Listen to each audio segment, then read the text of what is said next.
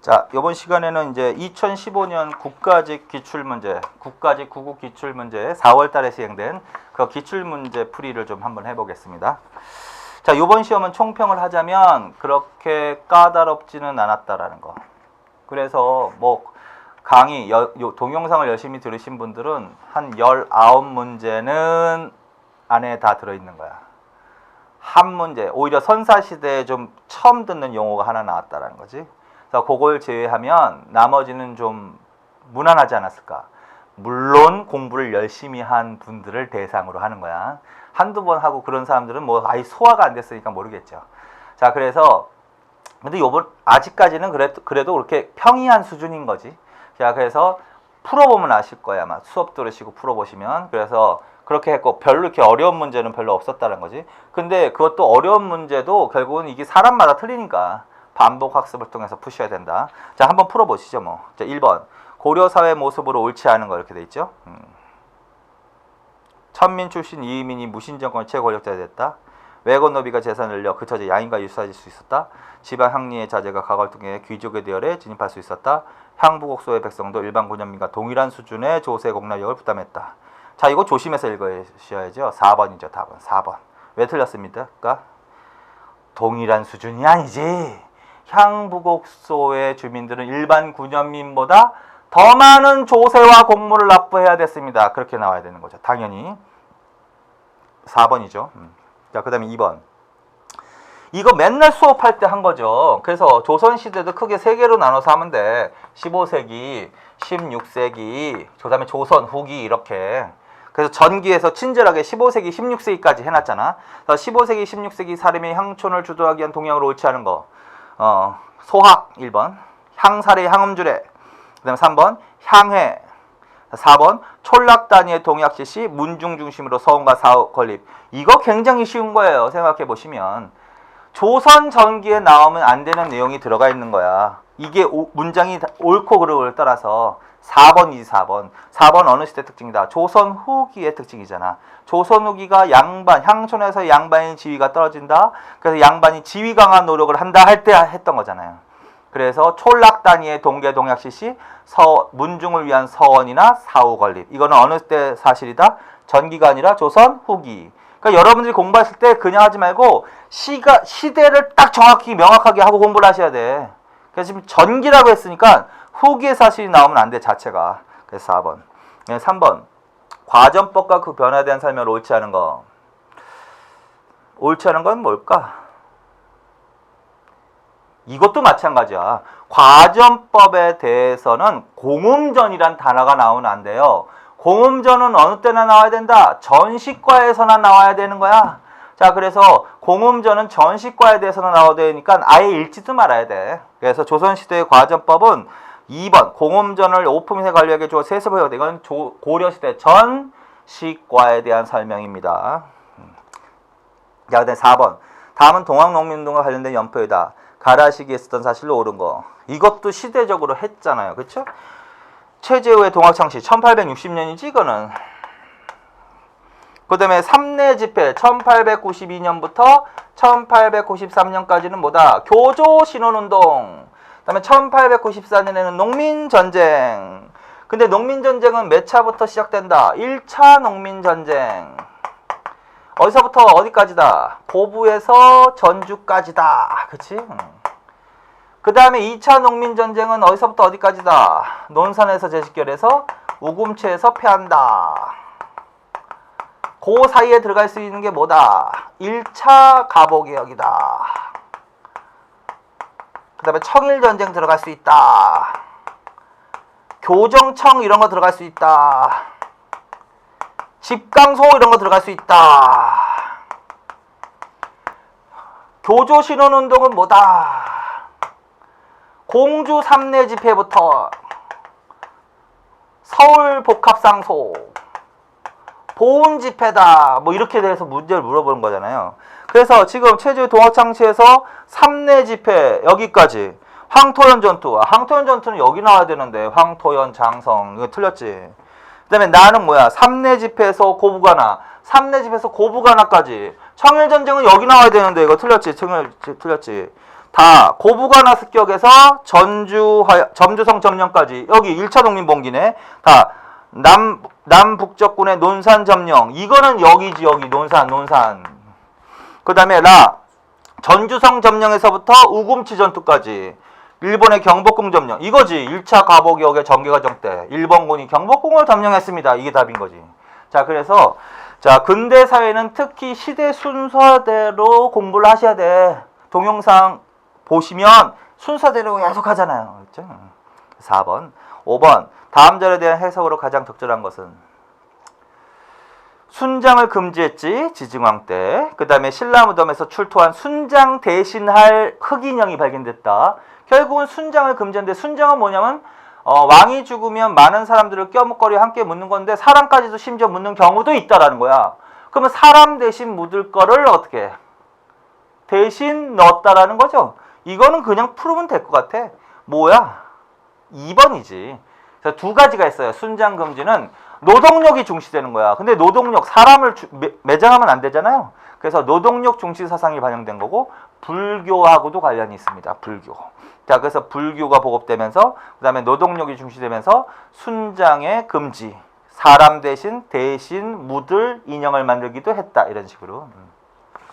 6번. 이게 이제 처음 교과서에서는 좀 처음 못 보던 단어가 하나가 튀어나온 거야. 자, 일단 이 시대의 사회 모습을 옳은 것은 해서 이 시대는 바로 황해도 봉산 지탐리 평양 남유인적. 고만 읽어야지. 이거 신석기 시대.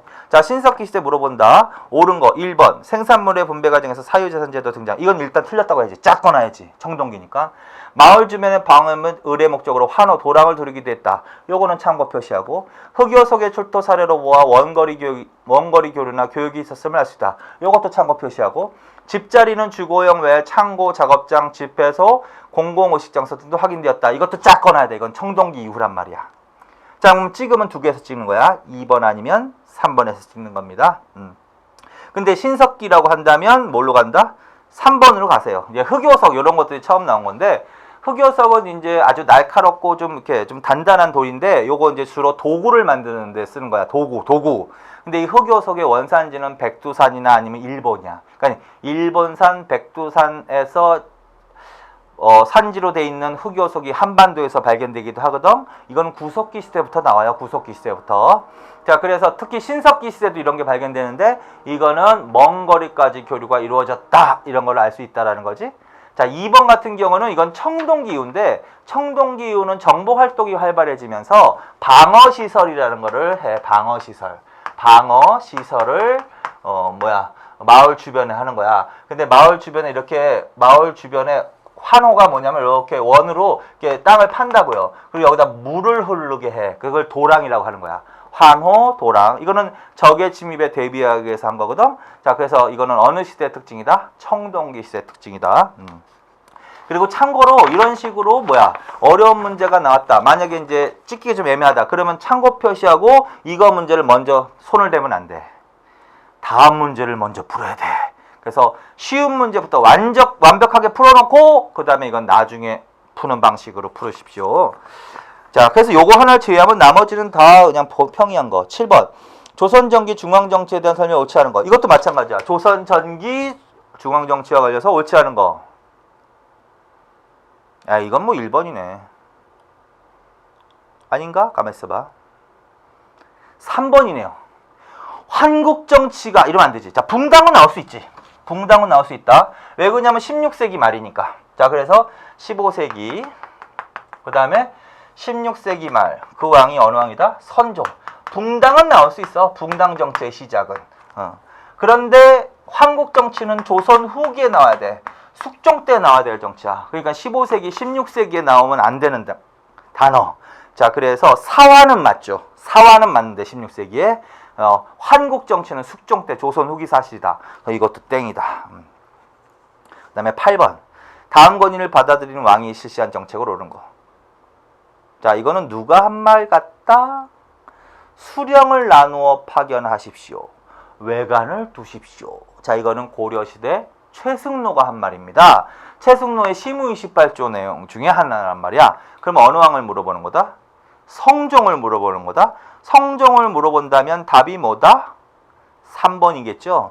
자, 성종 때는 중앙의 국자감, 그 다음에 지방의 경학박사, 의학박사 파견, 문신 월가제, 그 다음에 비서성 수서원 설치로 가야 된단 말이야. 서경천도 추진은 국초의 정종 때나 아니면 고려 인종 때 서경파 이런 애들이지.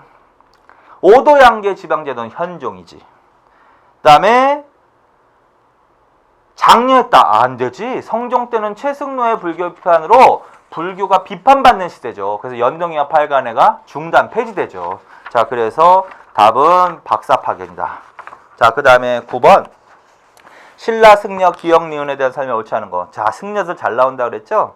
기역은 누구다? 일심사상 끝이다. 일심은 누구다? 원효로 가겠습니다.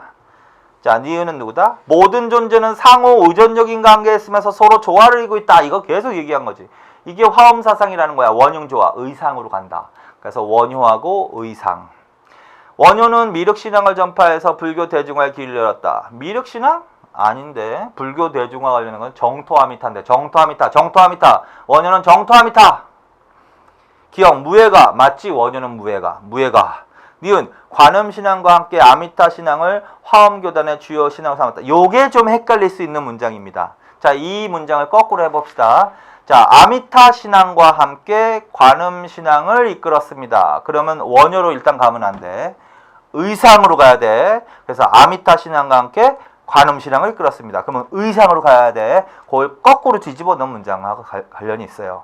자, 그래서 이 아미타 신앙과 관음 신앙은 이거는 원효로 가면 안 되고 일단 의상으로 가는 거고, 원효는 정토 아미타 신앙으로만 가는 거고, 그 다음에 조금 더 한다면 이 관음 신앙은 낙산사라고 써놓으시고 아미타 신앙은 부석사와 관련이 있어. 그리고 그 부석사는 원래 화엄종의 중심 사찰이지. 자, 그래서 이 사람은 아미타 신앙과 함께 현세에서 고난을 부재받고자 하는 관음 신앙을 이끌었다. 그러면 의상 이런 식으로.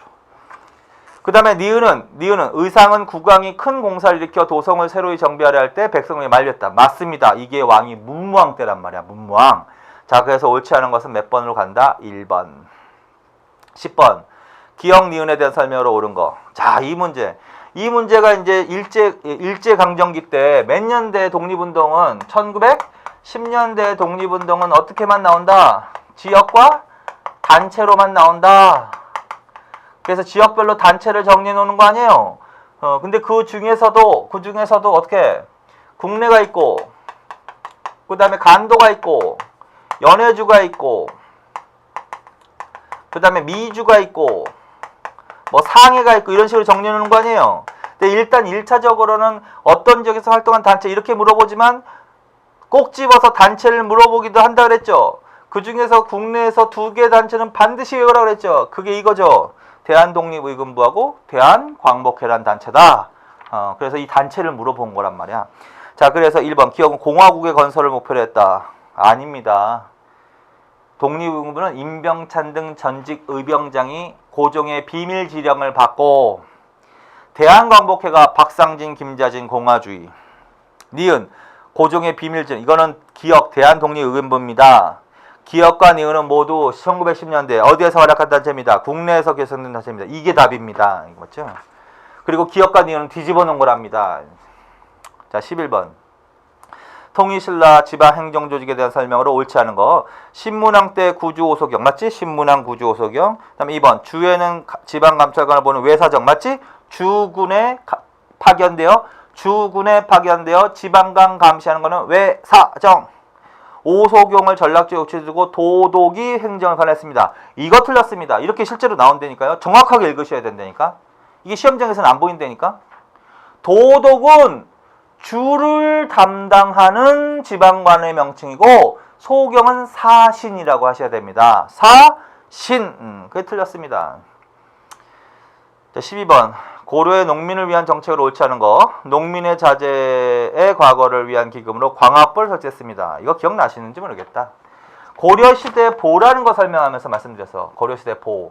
고려시대 어떤 특정한 공공사업을 위해서 비용이 필요한데 그걸 마련하기 위해서 만든 기금이나 재단. 그래서 그거 몇 개 했잖아요. 확보, 광학보, 그 다음에 팔관보 이런 거. 금종보 이런 거, 제위보 이런 거 이거 할 때 기억나시는지 모르겠는데 이거 외울 때 이렇게 하라고 그랬잖아. 비신하십니다. 비신하십니다. 그러면 안 되지만 비신하십니다. 비신하십니다. 승려들이 비신하십니다. 승려들이.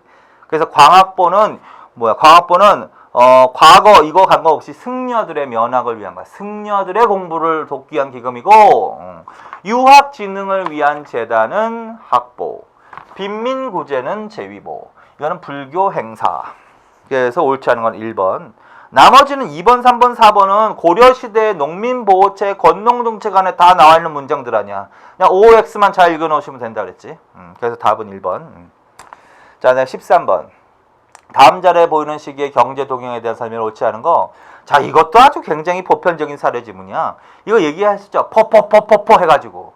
자, 이 조선 후기로 가야 돼. 조선 후기에 포구에서의 상업 회기와 관련되어 있는 사료 지문이라고 그랬지? 조선 후기는 포구에서의 상거래가 굉장히 활발하다고 그랬지? 자, 그래서 이 시기란 어느 시기다? 조선 후기다. 그럼 조선 후기의 동향으로 맞지 않은 거. 강경, 원산 등의 상업 중심지로 성장, 선상은 선박을 이용해서 각 지방의 물품을 거래, 객주나 여가군 상품의 매매를 중개하고 숙박, 금융 등의 영업도 했다. 상업 활동이 활발해지면서 사만통보 등의 동전. 사만통보가 나오면 안 되지. 조선 후기는 상평통보가 나와야 되는 거죠. 당연히. 이거 문제 같지도 않은 문제입니다. 사만통보는 어느 나라로 가야 돼? 일단 조선도 아니고 고려입니다. 고려 숙종 때. 은병, 활구. 사만통보, 해동통보, 동국통보 나오잖아. 자, 그래서 이거는 뭐야? 4번이 틀렸다. 자, 14번. 다음 중 대한국 국제의 내용에 해당되는 거. 대한국 국제 1899 전제 황권을 강화하는 내용이지. 답은 뭐야? 이거는 뭐 그냥 그 문장 자체 안에 있는 걸 읽으셔야 되는 거지 뭐. 뭘까 답은? 4번이지. 대한국 대황제는 각 조약 체결 국가의 사신을 파견하고 선정강의 및 재반 조약을 체결한다. 자, 그래서 대한국 국제는 대한제국 때니까 왕을 황제라고 한단 말이야. 그래서 황제라는 단어가 튀어나오고 그 다음에 황제의 권한을 강화시키는 내용이란 말이야. 전제 황권을 강화하는 내용. 그래서 몇 번이 답이다? 4번. 나머지도 다 알아야 될 거야. 이렇게 나오면 어렵잖아. 그러니까 갑신정변의 혁신정강, 동학의 패정개혁안, 갑오개혁의 내용, 을미개혁의 내용, 독립회의 헌의육조, 대한제국의 광무개혁의 내용 이런 것들은 정리를 좀 해놓으셔야 돼. 그래서 내시부 없애 이거는 갑신정변이야. 2번 이걸 재정의 일환이라고 하지. 이건 재정의 일환인데 이거는 갑오개혁 때 탁지 아문이라고 했으면 이건 갑오개혁일 거야. 그 다음에 칙인가는 과반세기에 따라 이거는 독립협회 헌의육조. 자, 그 다음에 15번으로 간다. 가나 시기에 있었던 사실로 옳은 거. 자, 이거 6.25 전쟁 관련돼서 이것도 설명했었죠. 6.25 전쟁. 6.25 전쟁 발발했습니다. 한번 봅시다. 6.25 전쟁 발발했지? 그 전에 배경 중에 에치슨 선언 말씀드린 거 있지? 에치슨 선언. 에치슨 선언이 이게 6.25 전쟁의 배경이라고. 그러니까 발발 전에 나와야지 이거는. 발발. 낙동강 정선까지 밀렸지? 그러다가 UN 참전하면서 인천 상륙작전 하죠? 그래서 서울을 다시 찾지? 9.28 수복이라고 하지? 10월 1일날 38선을 통과하지? 그래서 암덕강과 두명강요까지 북진을 했으나 중공군이 개입을 하지? 중공군? 또 밀리지? 그래서 또 다시 서울을 뺏기지? 일사후퇴. 당연히 1월 4일이니까 1951년이겠지? 그래서 일사후퇴라고 하지? 요 정도는 했잖아요. 그래서 요 정도. 그래서 지금 발발하고 서울 수복, 9.28 수복까지 여기서 여기 낸 거 아니야? 자, 그래서 이거 그다음에 요거 뒤에. 자, 가 인천 상륙작전. 이게 답이네. 뭐 인천 상륙작전. 인천 상륙작전. 중공군의 참전을 인해 국군은 서울에서 후퇴하게 됐다. 이거는 일사후퇴를 말하는 말이야. 일사후퇴. 일사후퇴. 가가 아니라 나. 에치슨 선언이 발표되었다. 이거는 가전. 유엔군 파병이 결정되었다. 유엔군 파병은 이미 이때 들어온 거지. 가. 그래서 답은 뭐다? 인천 상륙작전. 그거 1번이 답이죠. 간단한 거예요. 16번. 다음 두 사건이 일어난 이후의 사실로 옳은 것만을 보기에서 고른 거는 고종 황제 강제태의 일제에 의한 군대산. 자, 이거는 몇 년대로 가야 돼? 근대사회에서 1900년대 국권 침탈하면서 조약 나와요. 조약. 한일 의정서부터 출발해갖고 1차 한일 협약, 2차 한일 협약, 정미칠조약, 한일신협약, 기후각서, 합방, 고종강제퇴위. 그 원인은 뭐야? 헤이그 특사사건. 헤이그 특사사건. 1907년 헤이그 특사사건. 그걸로 고종퇴위. 그 다음에 정미칠조약. 그 다음에 군대 해산. 자, 그래서 지금 1907년에 여기 이때 물어보고 있는 거죠. 이거 이후에 사실로 옳은 것을 고른 거는 안중근, 이거 나올 수 있죠. 1909년 안중근 의거, 만주 하얼빈에서 1909년 안중근 의거, 이토 히로부미를 사살했습니다. 기억은 반드시 들어가야 돼. 3, 4번은 탈락. 민영환이 유서, 민영환이 자살한 거는 이때인 거죠. 이때. 이때. 그리고 요거 2차 한일, 이거 을사늑약이지. 가이포 이렇게 외워라지. 가이포 가스라 테프트 밀약, 2차 영을동맹, 포츠모스 조약, 2차 영을동맹, 이한응, 을사늑약에 반발해서 자결한 신분 민영환, 헤이그 특사 이준, 군대산 박승환. 그래서 박승환은 몰라도 이준, 민영환은 나오면 안 되지. 황현, 매천야록의 저자. 이렇게. 그러니까 니은은 들어가면 안 돼. 그럼 답은 2번이야. 자, 장지연이 민족회고찬 신라 방성대곡을 항성신문에 실었습니다. 이 실은 게 일사조약에 대한 반발이죠. 이게 아니라 이거. 그 다음에 이인영, 이거 들어갈 수 있지. 1908년. 이거 1907년, 이거 1909년, 그 사이가 1908년 맞죠?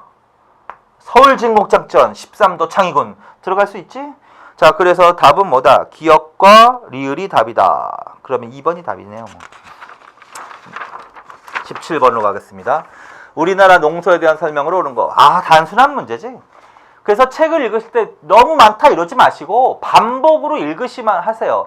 그리고 데스 쓰면 읽으실 때 지은이하고 책을 계속 읽으세요. 조선 전기부터, 농서는 고려 후기부터 나오잖아. 이암이 소개한 농상지표. 그 다음에 조선 전기는 2가지만 기억하시라 그랬죠. 정초등, 세종대왕 때 농사직설. 그 다음에 강희맹의 금양잡록. 그 다음에 조선 후기 농서가 많이 나오지.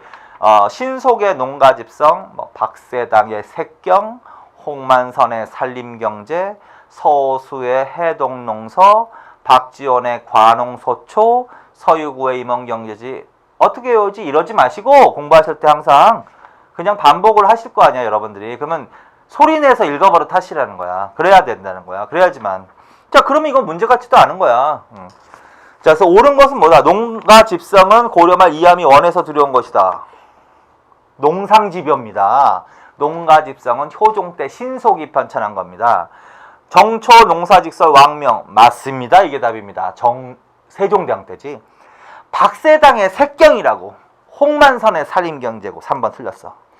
박지원의 관홍소초라고요. 틀렸어. 그러니까 내용을 읽어볼 필요도 없는 거야. 지은이를 바꿔내거든. 그게 시험이야. 그래서 그런 기본적인 시험 문제가 나오는데도 그걸 못 맞히고 그냥 내용만 집중하고 이런 게 아니야. 이게 지은이가 다 맞았을 때 그 다음 내용이 이게 정말 맞느냐 틀리냐를 분석하는 거죠. 그런 문제가 상당수 많아. 근데 그거부터 여러분들이 이제 헷갈리니까 문제인 건데 반복적으로 하셔야 돼. 18번. 자, 이것만 바로 튀어나와야지. 뭐다? 양역을 절반으로 줄이라고 했다. 이게 바로 영조 때 실시한 균역법에 대한 설명이죠. 그러면 바르게 설명한 건 뭐야? 영조 때 정치. 영조를 물어본 거네.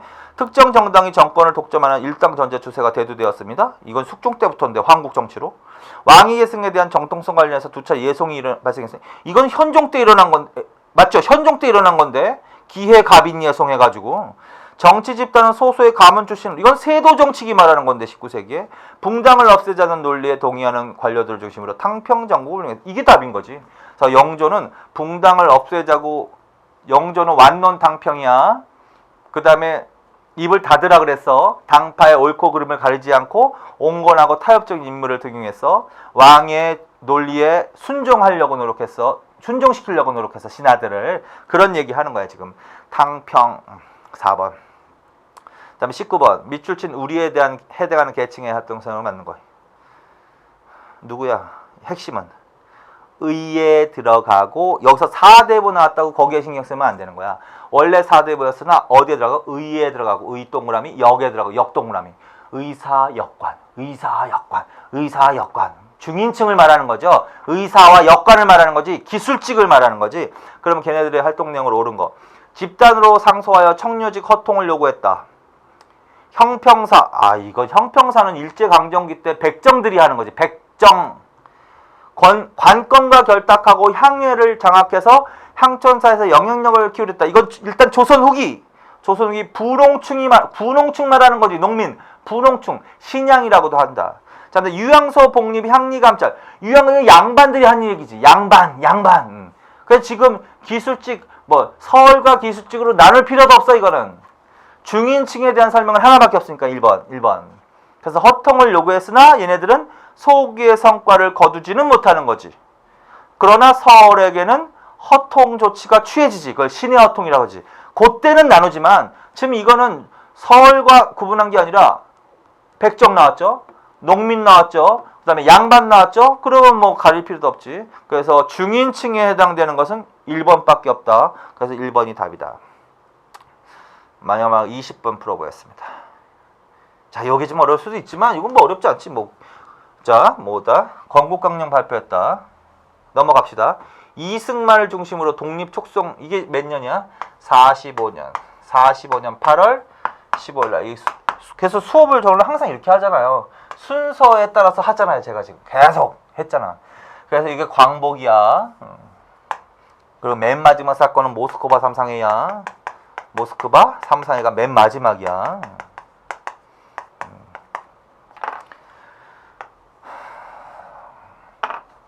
그리고 여기 안에서 이 단체 반드시 정리해놔야 된다 그랬지. 건준 8월 17일. 여기 이제 바로 해방 직후 처음으로 활동한 정치장태 맞지? 그리고 기타 이승만 귀국하고 김구 귀국하고 이런 것들도 있는데 지금 이승만 귀국 독립촉성중앙협의회 그거 주고 그다음에 이제 멀리 뭉뚱그려서 준 거야. 46년, 그다음에 47년, 48년 헌법이 제정 공표되었다. 7월 17일. 48년 7월 17일.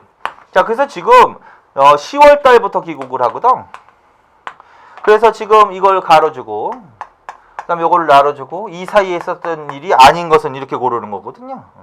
답은 뭘까? 좌우합작위원회 좌우합작실현치. 이건 46년에 들어가는 거야. 좌우합작운동 들어갈 수 있지. 당연히 좌우합작운동 들어갈 수 있지. 좌우합작운동.